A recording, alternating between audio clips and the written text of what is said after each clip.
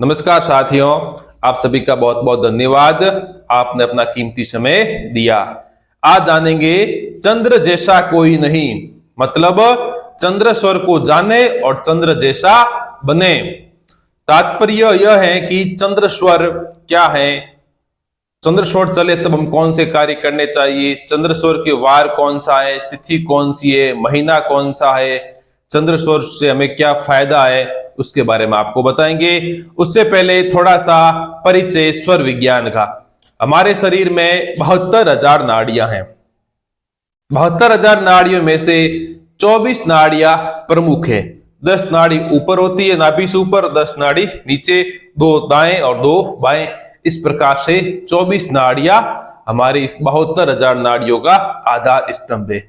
उन 24 नाड़ियों में से भी 3 नाड़ियां जो अति महत्वपूर्ण है, जिसे हम जान सकते हैं, पहचान सकते हैं, वे नाड़ियां हैं ईडा, पिंगला, सुषुम्ना।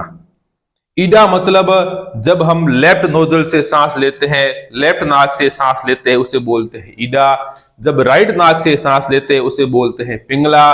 और कुछ टाइम होता है जब स्वर चेंज होता है ना, उस समय सुषुम्ना काल चलता है। ईडा और पिंगला का तो जो चलती है उसका समय लगभग 50-55 मिनट होता है, और सुषुम्ना मात्र 5 मिनट चलती है। ये छोटा सा स्वर विज्ञान का परिचय था। आगे हम पढ़ेंगे ईडा नाड़ी, जिसे हम चंद्र स्वर भी बोलते हैं। बहुत ही मुख्य हमारे जीवन का आधार स्तंभ है। चंद्र नाड़ी से हमें अनेक कार्य कर सकते हैं, जो हमें सफलता के द्वार तक पहुंचाती हैं। तो मैंने आपको चंद्र नाड़ी का परिचय दे दिया। मतलब जब हम लेफ्ट नोजल से, दावे नाक से सांस लेते हैं, उसे बोलते हैं चंद्र स्वर। आपको समझ आ गया होगा, मुझे पूर्ण विश्वास है। तो प्लीज चैनल को लाइक और सब्सक्राइब जरूर करें। तो चंद्र स्वर का संक्षेप आपको परिचय बता रहे। चंद्र नाम से स्पष्ट है। चंद्र स्वर की प्रकृति क्या होती है? सौम्य, चंद्रमा की तरह शीतल। मतलब हम जो भी शीतल कार्य है, ठंडे कार्य है, लंबे कार्य है, वे सभी हमें चंद्र स्वर में करने चाहिए। जो कार्य लॉन्ग टाइम चलेगा, कैसे? शादी कर रहे हो, दुकान खोल रहे हो, पढ़ाई कर रहे हो, लंबी यात्रा करनी हो, ऐसे खूब सारे कार्य हैं जो हमें चंद्र स्वर में करने चाहिए, जिसमें हमें सफलता मिलती है। क्यों मिलती है इसका मैं आपको रीजन बता चुका हूं। क्यों? जो नाड़ी हमारी चलती है उसका हमारा वो लेफ्ट स्वर चालू है। ये हमारा 90% भाग जीवित है।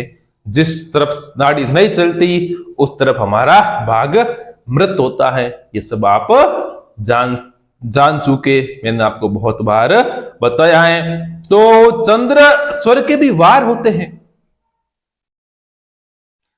वार के अनुसार कार्य करोगे तो बहुत अति उत्तम। चंद्र स्वर के वार कौन से? सोमवार, बुधवार, गुरुवार और शुक्रवार। ये चंद्र स्वर के वार है। वार से क्या तात्पर्य? कोई कंटिन्यू काम करना है, लंबा काम करना है, तो आप जब आपका चंद्र स्वर चले उस दिन भी आपका सोमवार, बुधवार, गुरुवार, शुक्रवार हो तो अति उत्तम। आपको उस कार्य में सफलता की सीढ़ी आप आराम से चढ़ सकते हो। उसी प्रकार इसकी तिथियां भी होती है। मेरा वीडियो आया था तिथियों का कैलेंडर, जिसमें मैंने पूर्ण रूप से बताया था। तो इसकी तिथियां भी आपको बता चुका हूं। शुक्ल पक्ष की तिथियां कौन सी होती है, कृष्ण पक्ष की कौन सी होती है, उस समय आपको बता चुका हूं। जब आपका चंद्र का तिथि हो, जैसे प्रथमा, द्वितीया, तृतीया शुक्ल पक्ष की, ठीक है ना। फिर 3 दिन छोड़ दो, सप्तमी, अष्टमी, नवमी, 13, 14 पूनू, ये तिथियां है। तिथि पकड़ लो, वार पकड़ लो, और बताएंगे आगे। और महीना, ये स्वर विज्ञान है, आपको पूरा बायोडाटा दे रहा है। महीने भी होते हैं, हिंदी महीने, ज्येष्ठ महीना, भाद्रपद का महीना, मार्गशीर्ष, फाल्गुन, ये 4 महीने इसके खुद के होते हैं चंद्र स्वर के। महीना, तिथि, वार, स्वर और एक पीछे रह गया तत्व। ये पांचों का संयोग से कोई भी आप कार्य करोगे वो कार्य अति उत्तम होगा। स्वर विज्ञान में तो बताया गया है कि न तिथियम न नक्षत्रम। स्वर विज्ञान न तिथि का महत्व है न नक्षत्र का महत्व है। केवल जो आपकी सांसें, जो आपको प्रकृति प्रदत्त मिली है, उसी का ही सहयोग चाहिए। इसको अब मुझे भी लग रहा है कि ऑडियंस मेरा वीडियो देख के अपने जीवन में लागू कर रही है, मुझे बहुत आनंद मिला। कमेंट आना इसका मतलब क्या है कि वो लोग मेरा वीडियो देख रहे हैं और अपने जीवन में लागू कर रहे हैं। बहुत अच्छी बात है। ये हमारे पूर्वजों का दिया हुआ ज्ञान है, ना तो हमारे मन से है, ना कोल कल्पित है। ये भगवान शिव जी द्वारा दिया गया ज्ञान है। इसके माध्यम से संसार पहले भी चलता था, लेकिन अभी क्या इस ज्ञान के ऊपर डस्ट लग गई है, थोड़ा धूमिल हो गया है, इस कारण ये अस्तित्व में नहीं है। इस कारण हम भी यही चाहते हैं कि देखो, मैं भगवान शिव जी का बहुत बहुत धन्यवाद देता हूं कि उन्होंने मुझे इस ज्ञान को देने के लिए मुझे चुना। मैं एक शिक्षक हूं, लेकिन मेरी रुचि भगवान शिव जी ने जगवाई। उनकी कृपा से सब आपको भी इस ज्ञान का लाभ मिल रहा है।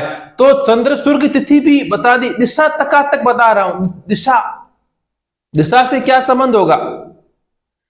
इसकी दिशा है दक्षिण और पश्चिम चंद्रेश्वर की। जब आप सुबह उठो, सुबह सवेरा जब आप उठते हो, जो भी आपकी विश मांगनी है विश मांगो, लंबी सांस लो, ऐसे विश मांग ली। उसके बाद धरती के ऊपर पैर रखना, किस दिशा में? दक्षिण और पश्चिम। और उस पैर को पटकना 2 बार, 4 बार, 6 बार, 8 बार। दिशा से क्या मतलब? दिशा से यह मतलब है कि जिस तरफ का स्वर चलता हो, जिस तरफ की दिशा हो, उस दिशा में ऊर्जा होती है जो हमें अपने कार्य की प्रकृति की ओर ले जाती है। सब नेचुरल है, सब कुछ नेचुरलिटी बता रहा हूं, प्रकृति, कोई कोल कल्पित नहीं है।